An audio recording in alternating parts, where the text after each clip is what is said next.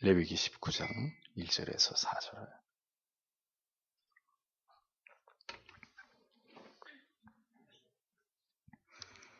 같이 읽겠습니다. 여호와께서 모세에게 일러 가라사대 너는 이스라엘 자손의 온 회중에게 고하여 이르라.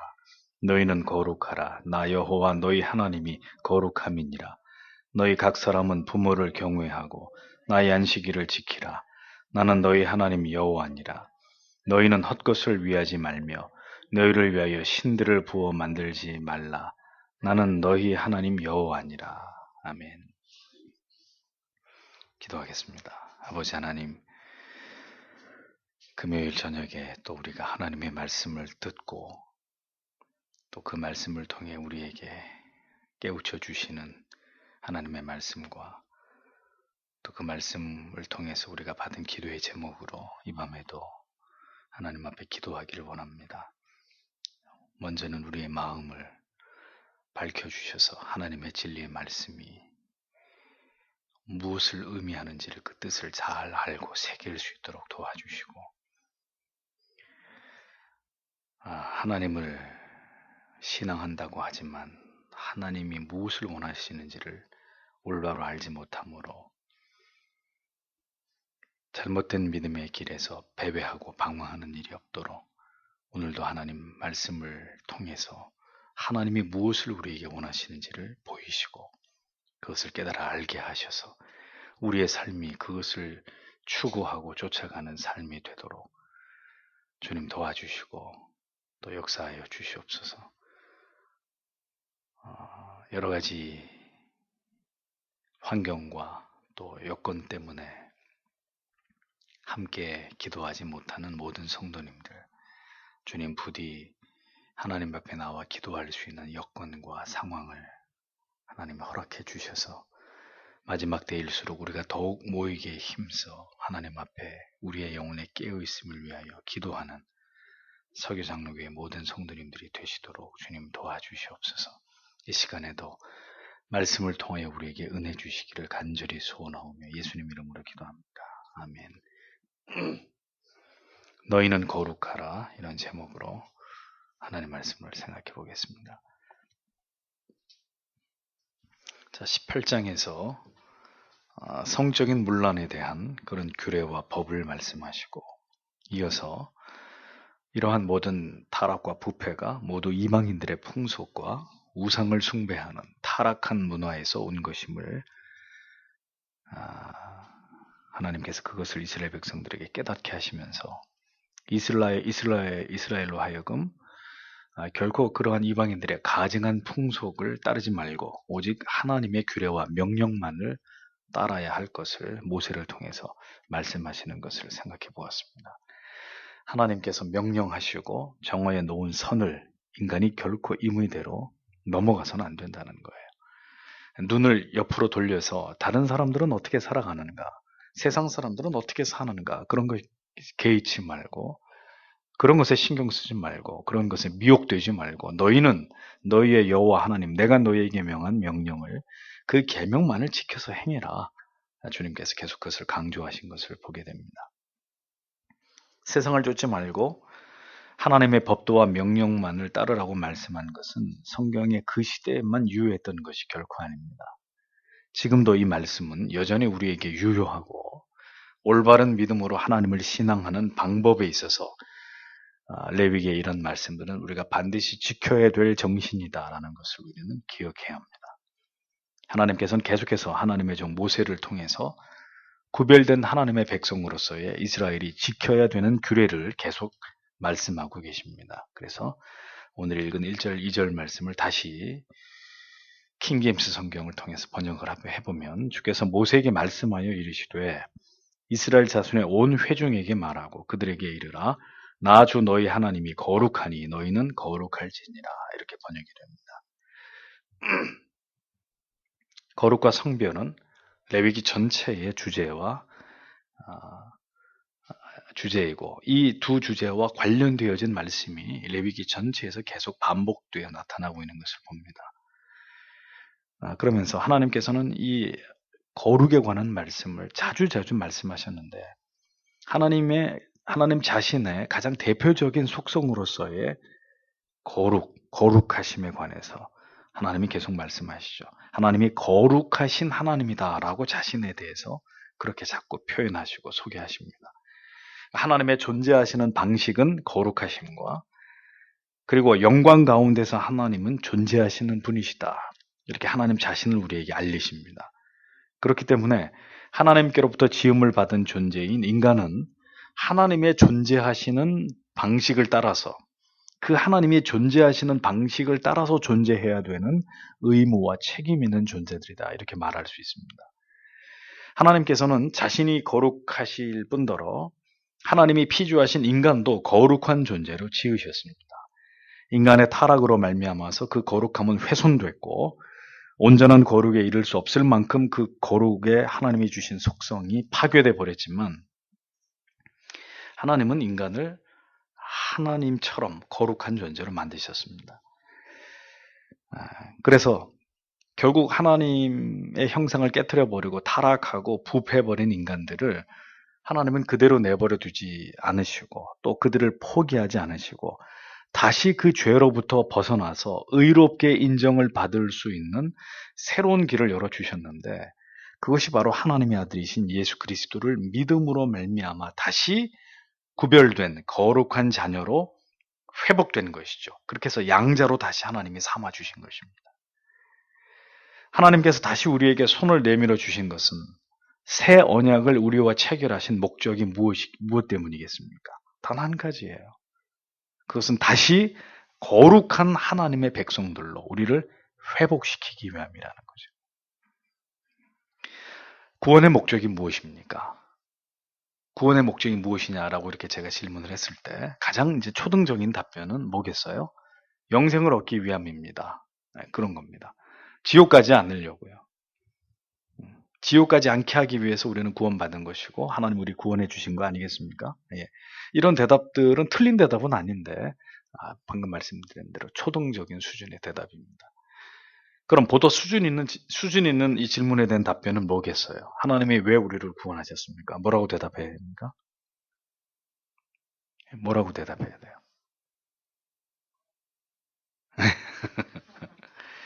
하나님의 형상을 회복해 나아감으로 거룩한 삶을 통해서 하나님께 영광을 돌리게 하기 위함이다.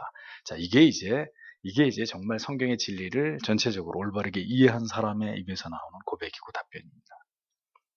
하나님께 영광을 돌리기 위한 이 중요한 목적성은 우리가 이 땅에서 얼마나 거룩한 삶을 살아가는 일에 선한 열매를 드러내는가와 비례하는 문제입니다. 구원을 받은 하나님의 자녀들은 그렇기 때문에 이제 성경의 말씀을 통해서 하나님을 알고 하나님의 뜻을 깨달아서 그것을 이 땅 가운데서 구현하는 일에 최선을 다하면서 그것으로 세상과 구별된 삶을, 거룩한 삶을 살아야 되는 것이고 그 거룩한 삶을 통해서 하나님이 받으실 영광을 돌려드리는 그런 존재들로 살아가야 됨이 우리가 존재하고 살아가고 있는 본질적인 이유이고 목적이다. 이렇게 말할 수 있습니다. 그래서 성경은 말씀하죠. 로마서에서 우리가 먹든지 마시든지 무엇을 하든지 하나님의 영광을 위해서 하라. 이렇게 얘기합니다. 이 말씀의 의미는 우리가 살아가는, 우리가 행하는 모든 일들이 구별된 하나님의 자녀들로서의 그 하나님의 이름에 합당한 거룩한 삶을 살아가기 위한 목적을 지향하라는 그런 뜻입니다. 그래서 우리는 세상 사람들이 미련하고 어리석은 선택이라고 조롱하고 비난하는 일이라 할지라도 그 선택과 결정을 통해서 우리가 하나님의 자녀로 구별되게 존재하기 위해서 노력하는 것을 이 세상에게, 세상 사람들에게 보여주어야 될 필요가 있는 거예요.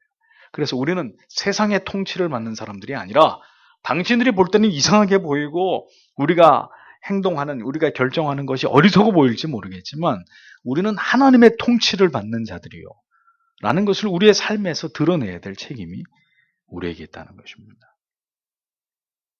왜요? 그것이 거룩이기 때문이에요. separate, 분리되어지는, 세상과 구별된 것이기 때문입니다. 하나님께서는 이스라엘 백성들에게 하나님 자신의 본질적인 속성을 자주 밝히시고 또 거룩으로 부르신 그 소명을 반복해서 이스라엘 백성들에게 재확인시키시는 이런 말씀들을 이어하고 계십니다. 이것은 우리가 존재하는 목적이고 이유이기 때문이다라는 거죠. 그래서 이제 이어서 말씀하시는 내용은 우리가 어떠한 하나님의 명령에 순종할 때 우리가 거룩하게 구별된 하나님의 자녀임을 이 세상 가운데 드러내는 것인지를 설명하십니다. 그래서 3절 말씀을 보면 너희 각 사람은 자기 어머니와 아버지를 두려워하고 내 안식을 지키라. 나는 주 너희 하나님이니라. 이렇게 번역이 됩니다. 자, 성도의 세상과 구별된 거룩함이 드러나는 것은 부모를 경외하는 것을 통해서이다. 하나님께서는 말씀하셨습니다. 거룩함이라고 하는 것은 도덕적인 성실함으로 그 거룩함이 표현되어야 합니다. 또 하나님의 뜻을 이루어가고자 하는 성실함과 진지함으로 그 거룩함은 증명이 되어야 합니다. 그래서 레위기에서 거룩한 제물, 거룩한 제사, 거룩한 제사장, 그리고 정결한 몸, 차라트의 규례를 통해서 또 그 부정했던 몸을 정결케 하는 예식, 이런 이 말씀들을 계속해서 하나님께서 이어가시면서 자기 백성들에게 결국 하나님이 지금 뭘 하시는 걸까요? 거룩함을 교육하고 훈련시키는 거예요. 이런 규례들을 지키는 것을 통해서 너희는 거룩하게 구별된 존재로 살아가야 된다. 그것을 계속 이러한 규례들을 통해서 하나님께서 교육하고 훈련하고 이걸 반복하고 계시는 것을 레위기는 보여주는 것입니다. 하나님께서는 이 거룩함의 추구를 막연한 어떤 추상적인 개념들로 설명하신 것이 아니라 매우 현실적이고 실제적인 우리의 삶에서 분명하게 이렇게 자주자주 일어날 수 있는 비일비재한 어떤 이런 문제들을 가지고 이 거룩에 대한 규례들을 설명하시면서 구체적인 행위들로 그것들을 드러낼 것을 요구하고 계십니다. 하나님께서 부여하신 삶의 의무를 수행하지 않고 순종하지 않는, 그러면서도 거룩하다라는 말은 성립되지 않습니다. 거룩은 존재하지 않습니다. 성도로 하는 자가 한번 구원의 그 불변성만을 믿고 모든 도덕적인 의무에 대해서 불성실할 경우에 그의 구원은 반드시 의심될 수밖에 없는 것이고 그 구원과 그의 믿음의 진위는 흔들릴 수밖에 없는 것입니다. 왜냐하면 성경은 그런 구원을 말하고 있지 않거든요. 물론 우리 안에 죄성이 끊임없이 거룩을 향한 하나님의 뜻을 실현하는데 시대한 방해가 되고 족쇄가 되기는 하지만 이를 능가하는 주의 은혜 베푸심이 우리에게 있기 때문에 성도는 반드시 이 모든 도덕적인 의무와 책임을 결국은 성실하게 감당해내고자 하는 쪽으로 그 마음의 결이 움직이게 돼 있고 거기에 순종하게 되어 있는 것입니다. 그런데 중요한 것은 이 거룩함은 가정에서부터 시작되어야 된다는 것이죠. 그런데 부모에 대한 자녀의 의무를 설명하는 이 부분에서 우리는 다른 말씀과 좀 상이한 그런 부분을 발견하게 됩니다. 출애굽기 20장 12절, 신명기 5장 16절은 똑같은 부모 공경에 대한 이 규례를 설명하면서 거기에서는 부모를 공경하라 이런 표현을 썼습니다. 그런데 본절에서는 어떤 표현을 썼나요? 경외하라는 표현이 나옵니다. 이 경외라는 단어는 누구에게만 사용됩니까? 하나님께만 사용되는 표현이 이 레위기의 바로 이 구절에서 유일하게 부모를 경외하라. 다른 구절에서는 공경하라 정도예요. 그런데 여기서는 경외하라. 거의 하나님과 준한 수준으로 부모를 공경해야 되는 이 경외라는 단어가 나왔다는 거죠. 이 말씀은 우리에게 뭘 교훈하고 있는 것인가? 부모의 위치는 하나님의 위치라는 것입니다. 하나님께서는 부모를 공경하는 것을 하나님을 경외하는 것으로 간주하시고 하나님을 향한 모든 경외의 도를 부모에게 행하도록 그 자격을 그 부모들에게 위임하셨다는 거예요. 너희가 날 대신해서 경외함을 받아라. 누구로부터? 너희들의 자녀들로부터. 모든 권위는 하나님께로부터 부여되는 것이죠. 그래서 성경은 왕을 위해서 기도하라고 얘기합니다. 위정자들을 위해서 비난하고 흠담하지 말고 기도하라고 얘기합니다. 그리고 상전에 대한 도리는 죽게 하듯이 깍듯하게 하라고 분명하게 말씀합니다. 그리고 부모가 공경을 받을 만한 인품이나 인격을 가졌느냐 가지지 않았느냐 이것과 상관없이 왕이 능력이 있고 없고 뭐 포악한 왕이든 선정을 베푸는 왕이든 그거하고 상관없이 사장이 악덕 규업주의든지 그렇지 않든지 그것과 관련 없이 우리는 하나님이 세우신 질서와 권위에 복종해야 될 것을 말씀하고 있습니다. 더욱이 부모의 위치는 그 가운데 부모의 위치는 공경 정도가 아니라 경외까지 끌어올려서 하나님께 하듯이 그렇게 해야 된다고 성경은 분명히 레위기의 말씀을 통해서 우리에게 이것을 설명합니다. 칼빈은 성례를 베푸는 목사의 어떤 인간적인 인격적인 결함과 결격이 그러나 하나님의 은혜를 전달하는 데는 아무런 문제가 되지 않다는 사실을 기독교 강요에서 밝힙니다. 오히려 목사의 어떤 결함, 영적인 지도자의 어떤 결격은 그가 그런 것을 가지고 있음에도 불구하고 하나님의 백성들이 하나님께서 세우신 권위에 순종할지에 대한 여부를 달아보시기 위한 수단으로 결함과 결격이 있는 주의 종을 세워서 성례를 집행하게 하신다. 이렇게 칼빈은 카멘트를 했습니다. 우리가 공경하고 순종해야 될 대상들이 그리고 경외해야 할 분들이 정말 가슴으로부터 존경과 사랑과 신뢰가 우러날 만한 그런 인품, 아름다운 인품과 인격을 가진 분들이라면 그런 분들을 섬기고 공경하고 경외하는 게 뭐가 어렵겠어요? 예? 가슴에서 우러나는데 그냥 그분만 보면 고개가 절로 수그러들고 그냥 어떻게 해서라도 그분을 잘 섬겨드리고 싶은 마음이 생기는 그런 분을 섬기는 거는 그게 뭐가 문제가 되겠냐? 뭐가 어렵겠냐? 하지만 성경은 경외할 만한 사람들만 경외하라고 말씀하고 있지 않고 그가 부모이기 때문에 마땅히 경외해야 된다고 말씀하는 것입니다. 그 권위가 하나님께로부터 왔기 때문에 그렇게 부모를 공경하고 경외하는 모습이 거룩한 모습이고 하나님께 영광이 되는 모습이다. 불신자들 보기에 이 세상과 구별된 이것을 설명하고 있는 것입니다. 누가 하더라도 어려운 일, 쉽지 않은 일이지만 그것이 하나님께서 우리에게 명령하시고 하나님께서 세우신 법이기 때문에 하나님의 백성들은 마땅히 이에 순종하고 순복하고 하나님을 경외하듯이 그렇게 두렵고 떨림으로 그리고 사랑 가운데 부모님을 공경해야 된다고 성경은 분명히 말씀하고 있습니다. 그러니까 잊지 마세요. 우리가 부모를 공경하는 모습은 하나님을 경외하는 것으로 간주된다. 너무 중요한 말씀이에요. 그런데 그 시대도 그렇고 이 시대도 그렇고 이런 부모에 대한 효에 대한 이 공경, 경외에 대한 도는 깡그리 다 무너지는 거예요. 점점 말세가 될수록 전혀 이 어떤 근본적인 하나님이 말씀하신 이 공경과 경외의 도가 점점 더 사라지고 있잖아요. 모든 권위가 붕괴되고 있잖아요. 부모로부터 시작해서 스승, 위정자들 혹은 뭐 여러 위에 있는 하나님이 위에 두신 권위들 전부 다 부정되고 사람들에게 대중들에게 공격당하고 결국 대중들이 가장 높은 자리에 오르려고 하는 이게 말세적인 그런 일들이라는 거죠. 말세에 벌어지는 일들이 하나님이 세우신 어떤 권위도 인정하지 않으려고 하는 이런 일들은 그리고 인간이 그 권위를 차지하려고 하는 이런 일들은 반성경적인 그런 어떤 말세적인 타락의 모습들이라는 거죠. 하나님을 경외함처럼 우리는 부모를 향해서 하나님의 그림자처럼 부모를 여기고 그렇게 경외할 것을 말씀합니다. 이러한 모든 규례와 법도는 무엇을 의미합니까? 앞에서 말씀드렸다시피 다 우리를 훈련시키시는 거예요. 이 땅에 있을 때 장차 영원히 섬기게 될 그 하나님을 경외하는 훈련을 누구를 세워서 하시는 거예요? 우리를 낳아주신 부모를 통해서. 우리로 하여금 그 훈련을 이 지상에 있을 때 감당하게 하시는 것입니다. 그러니까 눈에 보이는 부모를 공경하지 않으면서 하나님을 경외한다고 하는 것은 하나님은 새빨간 거짓말로 간주하시는 거예요. 하나님께서 왜 구약에서 11조를 정하셨습니까? 하나님이 가난해서 하나님을 기억하라는 것입니다.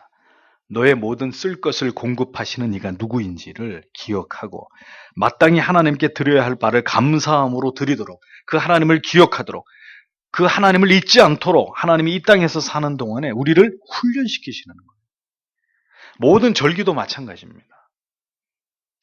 우리가 이것을 지키지 않을 때 타락하고 부패한 인간들이 스스로 알아서 하나님을 경외하고 사랑하고 감사하고 하나님을 신뢰하겠습니까? 하나님이 이런 것들을 만들어 놓고 그렇게 해라라고 명령하시고 훈련하지 않는다면 우리가 저절로 알아서 하나님 경외하는 도를 지켜가고 하나님을 뜨겁게 사랑하고 하나님을 의식하고 그게 되겠냐고요. 타락한 인생들에게. 안 된단 말이에요.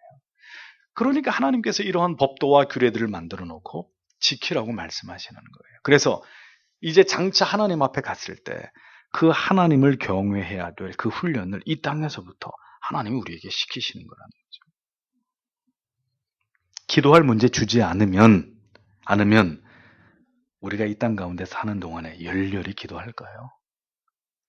절대로 우리 자신은 하나님이 그렇게 기도할 문제를 주시지 않는데도 불구하고 열렬히 매일 무릎 꿇고 하나님 앞에 간절히 기도할 수 있는 그런 대단한 존재들이 아니에요.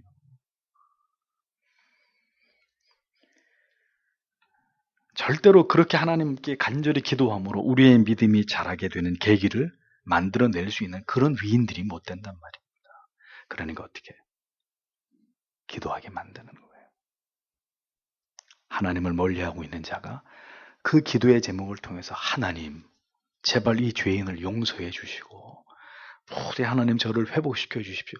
그럼 만드는 거예요. 아주 지극히 당연한 일이에요.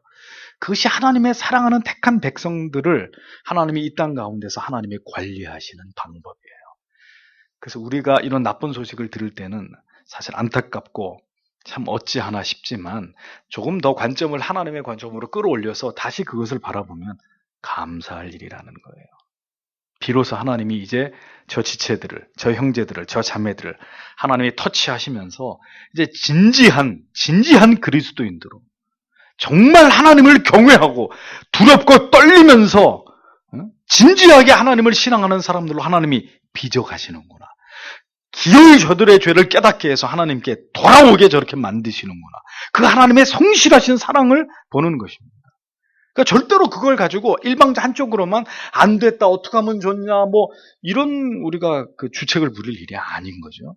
오히려 이제 하나님이 하시려고 하시는 뜻을 이루시는구나 하고 그 지체들이 그 하나님의 뜻을 깨닫고 성실하게 하나님께로 돌아와서 그리고 이제는 진지하게 하나님을 신앙할 수 있는 그런 신자들로 하나님 세워주시라고 기도하는 것입니다.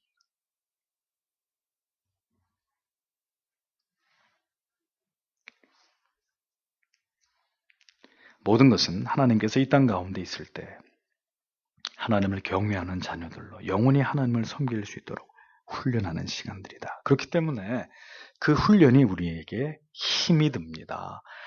훈련 다 받아보셨잖아요. 우리 집사님들께서. 근데 쉬운 훈련이 어디 있어요? 군대에서 하는 훈련 중에 누워서 떡 먹기네 이런 훈련이 어디 있어요? 군대. 그런 훈련은 없어요. 훈련은 다 죽을 만큼 힘들어요. 참 억울하고 불합리하고 힘에 겨울 때가 있어요. 그러나 그 모든 과정 속에서 우리는 하나님의 섭리와 뜻을 발견해 가면서 비로소 성숙해지는 것입니다. 더 아름다운 천국의 시민의 모습으로 변모되어 가는 은혜를 누리게 되는 것입니다. 자, 다음은 안식일을 지키라는 명령이었습니다. 자, 부모를 경외해라 라는 명령과 안식일을 지키라는 명령, 이 두 가지 명령은 아주 중요한 의미를 갖습니다. 부모를 경외하는 것이 인간으로서의 도덕적인 의무 가운데 단연 으뜸이라면 안식일을 성별해서 지키는 것은 영적으로 하나님을 향한 거룩한 성도의 이 세상에서의 구별됨을 증명하는 방식의 으뜸입니다. 월, 화, 수, 목, 금, 토, 일, 세상에서는 썬데이, 일요일이라고 말하지만 우리는 주일, 로드스데이, 주님의 날이라고 얘기하는 이 한 날의 구별됨은 우리가 하나님의 사람들이다. 구별된 거룩한 하나님의 사람들이다라는 것을 증명하는 그런 방법입니다. 그러니까 보이는 부모님에 대한 공경으로 하나님 경외함을 고백하고 표현하는 것이고, 다음은 안식일을 구별해서 거룩하게 지키는 것으로 성도는 그가 이 세상에서 분리된 세상의 방식을 따라, 세상의 흐름을 따라, 세상의 법을 따라 살아가는 자가 아니라 하나님의 법을 준수하면서 하나님만을 의지하면서 하나님의 통치를 따르는 그분의 백성이라는 사실을 증명하는 거예요. 그게 우리가 안식일을 지금으로 얘기하면은 주의를 지키는 것이라는 거죠. 성도는 세상의 법과 세상의 방식과 세상의 가치관을 거부하는 사람. 세상은 세상이 정한 법과 원칙을 따라서 살아가고 존재하지만 하나님의 백성들은 하나님이 정하신 법과 원칙과 원리와 질서에 의해서 존재하고 그것을 지키는 것으로 거룩함을, 우리는 불택자, 불신자, 하나님을 모르는 자연인들이 아니라는 것을 성별시키는 것입니다. 이것을 구별시키는 어떤 증명이 되는 거예요. 그러니까 세상 사람들은 주일이든지 뭐든지 자기들 놀러 가고 싶으면 놀러 가고 일하고 싶으면 일하고 다 합니다. 그래서 그들은 구별되지 않아요, 우리와. 근데 우리는 주일은, 예배는 내 생명과도 같은 일이다. 이 땅에서 하나님이 우리에게 부여하신 거룩한 하나님의 백성을 증명하고 인증하는 가장 중요한 행위이고 그날은 중요한 날이다. 그래서 우리는 모든 것들을 끊고 하나님 앞에 나와서 예배하는 것으로 우리가 구별된 하나님의 백성이라는 걸 증명하는 거예요. 그렇게 하나님께서는 세상 속에서 하나님의 백성들이 성별되기를 원하신다라는 걸 알 수 있습니다. 세상과 다른 하나님을 알고 하나님을 두려워하는 자들로, 그 하나님의 법을 지켜 살아가는 구별된 자들로 하나님의 백성들이 그렇게 세상 사람들에게 인식되고 그렇게 세상에 비추어지는 것을 하나님이 원하신다는 거예요. 왜? 그것이 하나님이 영광을 받으시는 방식이기 때문에. 우리가 그 하나님의 통치를, 그 하나님의 살아계심을 의식하면서 세상 사람들과 전혀 다른 방식으로 살아가는 것을 통해서 하나님은 세상에서 자신의 존재에 대한 영광을 하나님이 거두시는 것이라는 거죠. 그러니까 이것은 선택사항이 아니에요. 반드시 신자가 지켜야 될 의무인 거죠. 안식일에 대한 준수의 정신은 이제 주일을 성수하는 개념으로 대체되었습니다. 안식일을 지켜야 되는 율법이나 계명으로 우리는 주일을 성수하는 것은 절대로 아니지만 그 성별과 거룩을 원하시는 하나님 앞에서 우리는 동일한 안식일을 준수하는 그 경건한 정신과 구별된 마음으로 주님의 날을 지켜야 되는 것이죠. 율법에서 놓여서 참된 자유를 누리게 하심으로 우리에게 구원을 베풀어 주신 하나님께 우리의 죄를 위해 십자가에서 죽으시고 부활하신 그 주님을 기뻐하고 그 주님께 감사와 찬송과 영광을 돌려드리는 날로 이 주의 날을, 주일을 구별해서 드리는 것이 거룩을 추구하는 이 땅에서의 하나님의 자녀들의 이 세상을 살아가는 방식이다라고 성경은 우리에게 가르쳐주고 있는 것입니다. 이 시대 문제가 뭘까요? 주일이 무너지고 있다는 거예요. 주일을 거룩히 지키는 성도가 얼마나 됩니까? 오전과 오후의 공식적인 예배 뿐만 아니라 주일 그 하루 전체를 하나님 앞에서 이 한날의 거룩의 의미를 알고 전심으로 하나님 앞에서 주일을 주일 되게 지키는 자들이 오늘날 교회 안에서 점점 희귀해져 가고 있습니다. 겨우 2번의 예배를 드리면 그게 주일 성수의 전부인가요? 그럼 그 나머지 시간은, 그리고 그 주일 아침에 일어나서 교회에 오는 시간까지 그 주일의 하루가 하나님 보실 때 어떻게 채워져 가고 있는가? 이런 것들이 점점 더 소홀히 되어져 가고 있는 거죠. 예배 끝나면 쇼핑하고 영화 보고 가족들하고 다 가서 뭐 외식하고 이런 것들이 아주 자연스러운 그런 시대가 이제 되어버려. 이건 막을 수도 없어요, 이제는. 오전에는 출근하고 오후에 와서 예배드리고 아니면 그 반대가 되든지. 이거 이제 통제 불능의 어떤 그런 이제 상태로 지금 가고 있는 거죠. 그러니까 그만큼 성도 여러분, 경외라는 의미가 사라지는 거예요. 하나님을 두려워하는. 그러니까 돈보다, 직장의 상관보다, 그 어떤 존재보다 하나님을, 그 하나님의 법을 매우 두려워하는 이런 마음들이 점점 우리 안에서 이렇게 소멸돼 가고 있는 것입니다. 하나님의 말씀에 대한 지엄한 어떤 의무와 도리 이런 거 다 경시되고 있고 하나님이 다 이해하신다고 이렇게 생각하는 거죠. 다 하나님이 이해해 주시고 우리를 사랑하시기 때문에 다 하나님이 그렇게 다 이해해 주시고 그렇게 넘어가면 되는 것처럼 이 지엄하신 구약의 하나님이 우리에게는 몇 천 년 전에 하나님이지만 하나님의 시간은 천년이 하루 같다 그랬죠.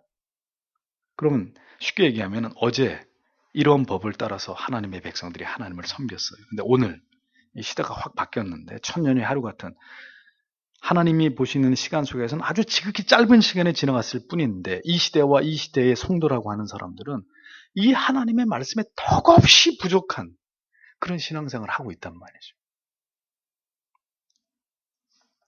자, 이거 어떻게 해야 될지 참 목회자로서 이 부분은 바로 정말 이 어떤 고뇌의 숙제가 아닐 수 없어요.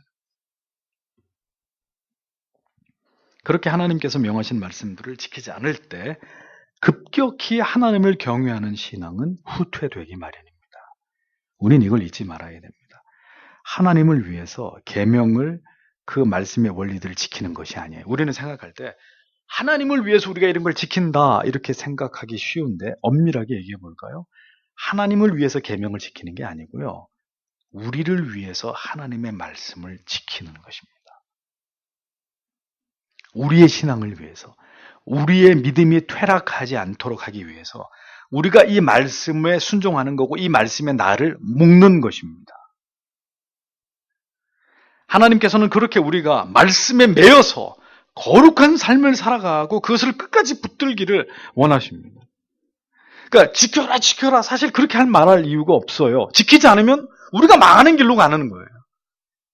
그러니까 우리가 이 계명 안에 있을 때, 우리가 그 법 안에 있을 때 사실은 우리가 행복하고 우리가 안위를 누리는 것이고 우리가 평안하는 거예요. 그거를 깨트리고 멀어지면 우리가 손해는 거죠. 하나님은 손해보실 거 아무것도 없어요.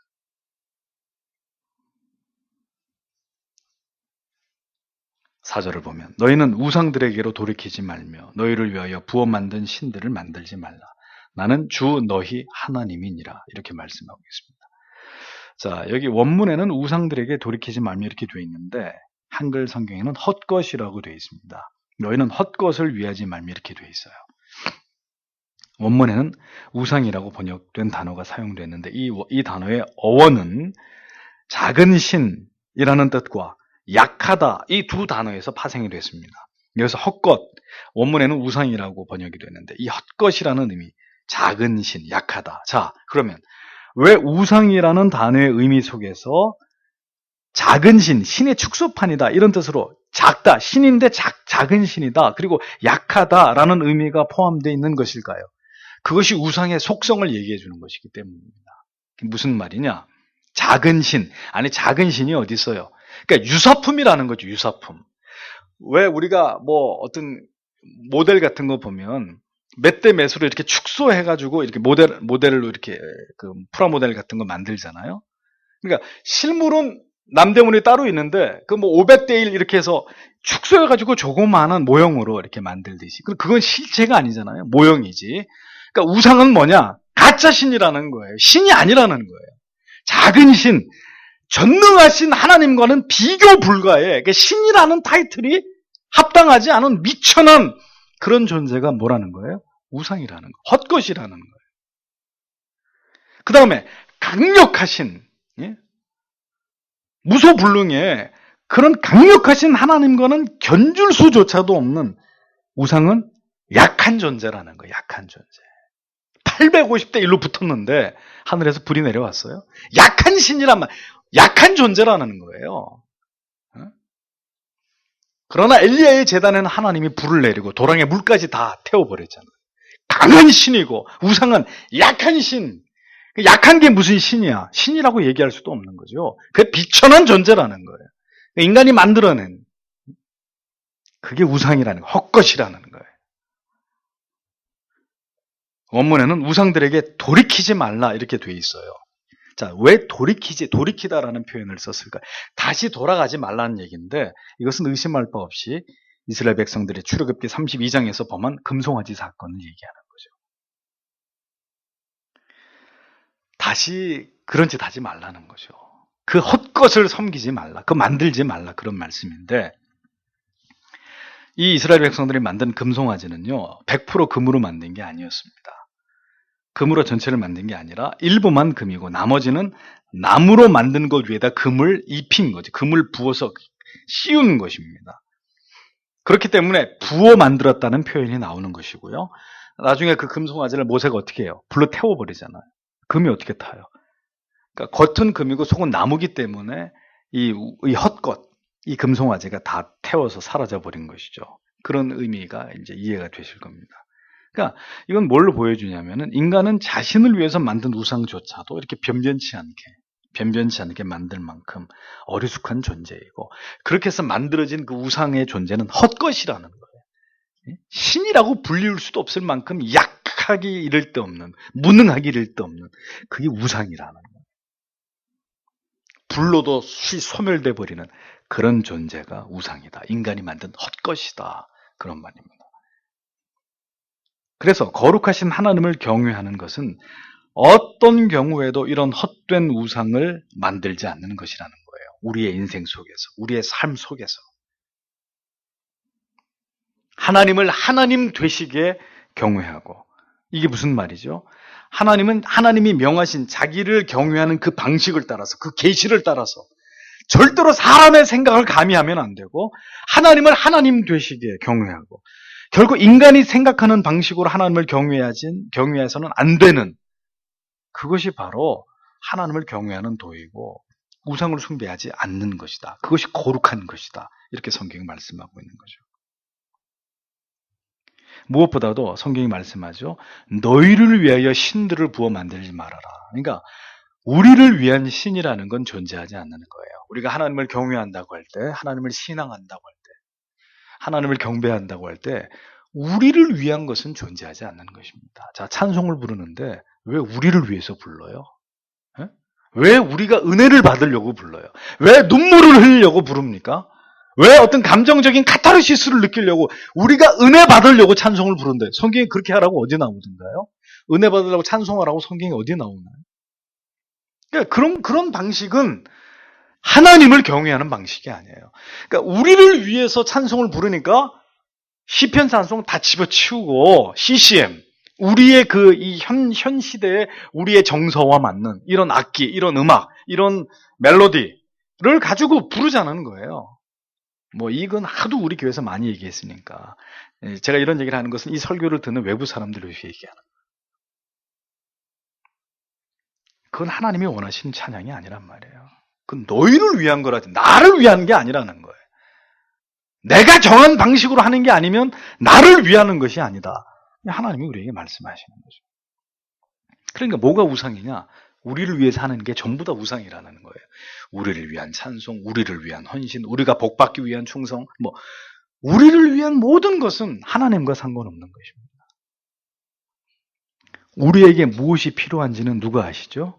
하나님이 아십니다. 우리는 하나님을 하나님 되시게 경배하기만 하면, 경외하기만 하면 그분이 우리에게 무엇이 필요한지를 아시고 그분이 채우시는 것입니다.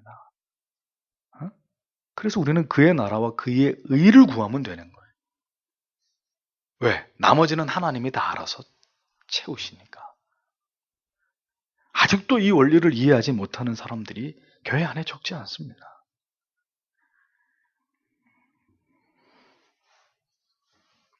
우리를 위한 신이라는 것은 존재하지 않아요. 존재하면 그건 우상이에요. 하나님을 위한다고 하면서도 결국은 죄인인 우리들을 위한 모든 종교적인 행위와 열심들, 무언가를 고안해내고 새롭게 시도하고 새로운 제도와 법을 만들고, 이것 자체를 성경은 금하고 있는 것입니다. 이것은 모두 하나님의 거룩하심을 침해하는 명백한 죄가 된다는 것이죠. 거룩함을 쫓는 것, 그것은 우리가 우리 자신을 위해서 어떤 것도 행하지 않는 것입니다. 우리 스스로의 어떤 노력이나 어떤 업적으로 말미암아서 우리 스스로의 신앙에 우리 스스로가 도취되는,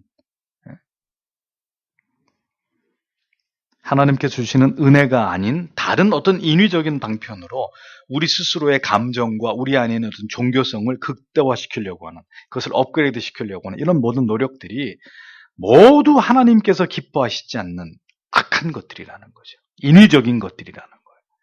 그것은 하나님의 이름으로 행하는 우상숭배라는 것입니다. 하나님은 거룩하신 하나님이십니다. 그 존재하심 자체만으로 충분히 거룩하시고 영광으로 둘러싸이신, 영광으로 가득하신, 두렵고 떨리는 지존하신 하나님이십니다. 우리는 우리의 하나님에 관해서 매우 두려운 마음으로 삼가 주의함으로 그렇게 하나님을 경외하고 사랑하고 하나님의 뜻과 계명에 순종해야 될 필요가 있습니다. 절대로 거기에 뭔가를 더하거나 임의대로 빼거나 그것 자체는 굉장히 하나님 앞에 그 두려운 죄가 된다는 거, 이거 절대로 우리가 잊어서는 안 돼요. 하나님을 위한 그 어떤 것도 우리에 의해서 발현될 수 있는 건 없습니다. 우리에 의해서 뭔가가 선한 것이 아무리 하나님을 위한 명분이라 할지라도 우리에게서 나올 수 있는 건 아무것도 없어요. 하나님이 계시하신 대로, 하나님의 명령하신 대로, 하나님의 딱 선을 그은 대로 그 안에서 해야 될 일들이지, 우리에게서 뭔가를 만들어내고 그것을 우리에게 기대하신 적이 없으신 하나님이십니다. 우리는 오직 우리에게 명하신 말을 쫓아서만 하나님을 경외하고 예배할 뿐입니다. 그것이 바로 오늘의 주제 말씀처럼 거룩함으로, 성별됨으로 하나님을 경외하는 도이고 성별된 하나님의 백성들로서의 살아가는 삶의 방식이다. 우리는 이 구약의 율법을 지켜서 구원받는 것은 아니지만 오늘도 이 말씀을 통해서 그렇게 하나님이 그런 분이고 그걸 좋아하는 분이고 그렇게 하나님을 경외하는 것이 옳은 것이구나. 부모를 공경하고 안식일을 거룩히 지키고 우상을 만들지 않는 것이 하나님의 거룩함을 본받는 것이고 우리 자신이 이 땅에서 거룩한 삶을 살아가는 것이고 그렇게 살아야 하나님이 영광을 받으시는구나 라고 이 말씀을 통해서 이 지식을 우리가 습득하고 이해해야 된다는 거죠. 그러니까 이 말씀을 모르면 하나님의 왜 살아요? 하나님의 영광을 위해서. 하나님의 영광을 위해서 하는 게 뭐예요? 어떻게 살아야 돼요? 거룩하게 살아야 돼요. 거룩하게 사는 게 뭐예요? 몰라요. 뭐라고 대답할 거예요?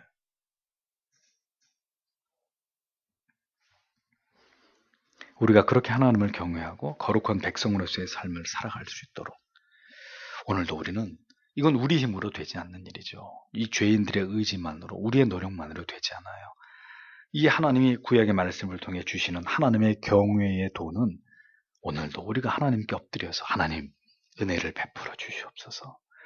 이 하나님을 경외하는, 이 하나님의 거룩을 추구하는 이 방식으로 우리의 삶을 살아갈 수 있도록 하나님 우리에게 은혜를 베풀어 주시고 하나님 우리를 도와주시기를, 이 무능한 죄인들에게 하나님의 은총을 베풀어 주시기를 간절히 기도함으로 하나님이 우리를 도우실 때 오늘도 이 거룩의 방식, 거룩한 존재로 살아가는 방식을 우리가 추구하고 그것을 위해 살아가고 또 그것을 우리의 삶에서 경험하게 되는 은혜를 맛보게 되는 것이죠.